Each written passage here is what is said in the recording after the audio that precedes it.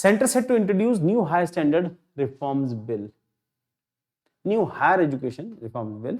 5 years after the National Education Policy 2020 suggested unified higher education regulation, the government is preparing to introduce Higher Education Commission for India Bill 2025 in the winter session of the Parliament. This will be second attempt at creating the single regulatory authority be integrated in function of UGC, AICTE and NCTE. तो इसके लिए एक ही body बन जाएगी, तो ये Indian education system के लिए बेटर रहेगा, चीजें स्टैंडर्डाइज हो जाएंगी. Then HCEI proposal unified regulator क्या कहता है? Based on new education policy 2020, NEP called for overhauling India's fragmented regulatory structure by creating a single umbrella body for the higher education, excluding medical and legal education. उन दोनों को निकाल दो, सबके लिए एक सिंगल बॉडी हो जाएगी जो सारी एजुकेशन सिस्टम को देखेगी. करंटली अब यहाँ पे तीन है, UGC है, AICTE है और NCTE है. रेगुलेट टीचर्स एजुकेशन, AICTE का ओवरसीज टेक्निकल प्रोफेशनल एजुकेशन और ये supervise higher education institutions.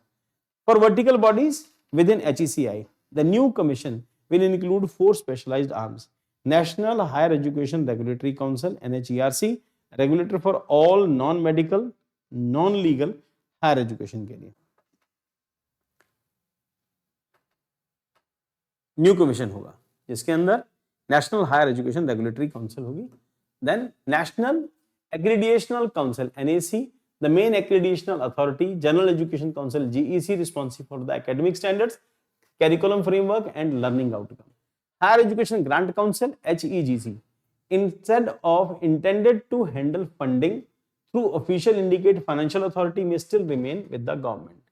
HECI itself will be compact body for experts supervising these 4 verticals. तो HECI इन चारों को 1 2 3 और इसके पीछे जो हमने डिस्कस किया इन चारों को ऑब्जर्व करें, उनको निगाह रखेगी. तो why changes needed? NEP criticized that the present scenario in rigid, overlapping and mechanistic, creating uncertainty, bureaucracy, conflict of interest. HECI aims to streamline regulation. पढ़ाई में एक बड़ा एजुकेशन में एक बड़ा फ्लॉ ये है कि लगातार फोकस अभी तक जो रहा वो स्कूलिंग एजुकेशन पर रहा. जो यूनिवर्सिटी एजुकेशन है आज भी उसकी वही कंडीशन है. जो बुक्स मैंने आज से 25 साल पहले पढ़ी थी, आज मेरी क्लास के स्टूडेंट भी उन्हीं बुक्स को आज 25-26 साल के बाद भी उन्हीं बुक्स को पढ़ रहे हैं. तो ये एक डिलेमा है और ये एक एम्बिग्विटी है कि ये अजीब सा सिस्टम जिसमें एजुकेशन सिस्टम में चेंज ही नहीं किया गया. हालांकि एजुकेशन में कुछ चीजें ऐसी होती है, ह्यूमैनिटीज में चेंजेस की जरूरत नहीं होती, पर स्टिल जो पॉलिटी कॉन्स्टिट्यूशन है तो लगातार इवॉल्व हो रहा है ना. हिस्ट्री के अंदर नई नई चीजें आ रही हैं, सिलेबस के अंदर नई चीजें ऐड हो रही हैं, तो कुछ डायनामिक लेके आओ ना एक ही टाइप का पढ़ाते पढ़ाते. और उसमें भी प्रोसेस ये है कि एक ही टाइप के क्वेश्चन है जो आज से 20-25 साल पहले पूछे जाते हैं, तो उसी टाइप के क्वेश्चन आज भी पूछे जाते हैं. तो ऐसा इंटरेस्टिंग बनाया जाए यूनिवर्सिटी एजुकेशन में, जैसे यूपीएससी हर साल नई तरह के क्वेश्चन लाके आती है जिसमें स्टूडेंट की एबिलिटी इनहेंस होती है. तो यहाँ पर तो स्टूडेंट को ये पता है कि पिछले साल ये क्वेश्चन पूछा गया था, इस साल ये आएगा या नहीं आएगा. ठीक. प्लस एजुकेशन सिस्टम के अंदर वो पुरानी टाइप की जो चीजें चल रही थी जिसमें कोई इनहेंसमेंट नहीं हो रहा स्टूडेंट की नॉलेज में या स्टूडेंट की ओवरऑल क्वालिटी के अंदर इनहेंसमेंट नहीं हो रहा. तो उसके लिए नई एजुकेशन पॉलिसी में नए चेंजेस कम से कम यूनिवर्सिटी लेवल के ऊपर, हायर एजुकेशन के ऊपर रिक्वायर्ड है. देन रिड्यूस रेड टेप है, कई सारी दिक्कतें हैं रेड टेपिज्म को लेके. Enhance accountability and ensure quality driven autonomy for the institutions. 2018 HECI bill, what is proposed and why it did not progress. हालांकि ये वो एजुकेशन में ओवरऑल चेंज नहीं करेंगे, ये अल्टीमेटली इनका चेंज का जो टारगेट है वो ऊपर के लेवल पर है, बट ये है कि ट्रिकल डाउन इफेक्ट में पहले ऊपर चेंजेस होंगे, फिर धीरे धीरे करके पॉलिसी चेंजेस में एजुकेशन सिस्टम में कुछ कुछ नई चीजें इंट्रोड्यूस होना जरूरी है. The centre had earlier introduced the HECI bill in 2018 to replace the UGC.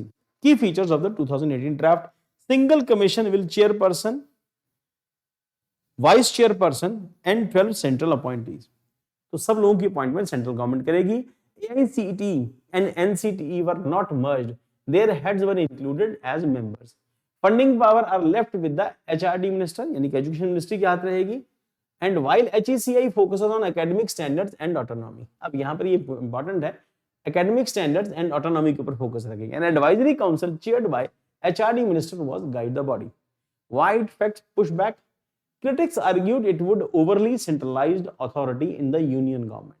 Concerns over over-regulation and loss of institutional autonomy were raised. हो सकता है ऐसा कुछ हो। Public consultations highlighted fears that bill would weaken the academic freedom and federal balance.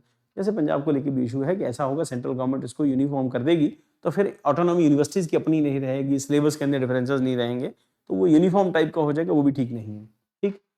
And public consultation highlighted and after this bill was dropped and later aligned with NEP 2020 principles. Concern opposition क्या है? Centralisation of authority. सबसे बड़ी बात यही है कि authority का centralisation जो है हो सकता है स्टेट्स को पसंद नहीं आए। The biggest criticism is that too much power may shift to the centre. 2018 model, for example, transferred key financial power for UGC to HRD ministry, raising fear that universities could become dependent on central instructions. Lack of inclusive representatives. Opposition parties noted that the draft commission lacked voices from women and SC/ST commissions की सुनी नहीं गई है, OBCs की नहीं है, minorities हैं, people with disabilities हैं, while industry stakeholders were more prominent representatives. Federalism and state concerns क्या है? The former Tamil Nadu chief minister argued that centralised funding might risk biased allocation. Point ये कि अगर सेंट्रल गवर्नमेंट की तरफ से फंडिंग आती है तो एक यूनिवर्सल वे में आएगी ना, सबको बराबर मिलेगी। हो सकता है कि कुछ स्टेट्स के कंसर्न हो जहां पर खासतौर पर ऑपोजिशन पार्टी की गवर्नमेंट है, उनके कंसर्न हो सकते हैं कि ऐसा हो सकता है, बट दैट इज डाउट है ना। वो तो जीएसटी को लेकर भी ऐसे डाउट थे, बट पॉइंट ये कि स्टेट्स में कुछ एजुकेशन, कॉलेज के एजुकेशन में कोई इंप्रूवमेंट के लिए ना तो कोई एफर्ट किया है, ना ही कोई काम करते हैं। हमारे यहाँ हम सोचें, हमारी यूनिवर्सिटी, पंजाब यूनिवर्सिटी जो है, ये एजुकेशन के स्टैंडर्ड अपग्रेडेशन करने के लिए काम करती है, कुछ नहीं करती, इसमें कोई शक नहीं है। अल्टीमेटली वही सड़ा हुआ सिस्टम जो आज से 25 साल पहले चल रहा था, आज भी एजुकेशन बुक्स वही हैं, वही बुक जो मैंने पढ़ी थी, आज मेरे स्टूडेंट सुनता हूं तो मुझे हैरानी होती है, बच्चे आज भी वही बुक्स पढ़। ठीक। तो reduce the financial independence on states. ये कुछ चीजें कंसर्न हो सकते हैं, बट ये दूर किए जा सकते हैं। And push them towards centre state cost sharing formula like 60-40। And parliamentary committee observations क्या कहती है? Parliamentary panel acknowledge that the multiple regulation cause confusion but warned that HECI model could trap state universities between center and state rules and might reduce state representation and autonomy, risk over centralization. So overall concern क्या है? Many stakeholders fear that HECI may dilute federal balance। हो सकता है, concern है, but point ऐसा होगा ऐसा जरूरी नहीं है। जब जीएसटी बिल लेके आए तभी स्टेट्स के अपने अपने कंसर्न थे कि ऐसा हो जाएगा वैसा हो जाएगा, पर ऐसा कुछ हुआ नहीं। देन उसके बाद फेडरल बैलेंस है, institutional freedom and the diversity of India's higher education system. तो प्रीलिम के लिए क्वेश्चंस हैं, बेटा आप देख लेना इसको, कौन कौन से क्वेश्चंस हैं। What is the main criticism? Mains के लिए क्वेश्चंस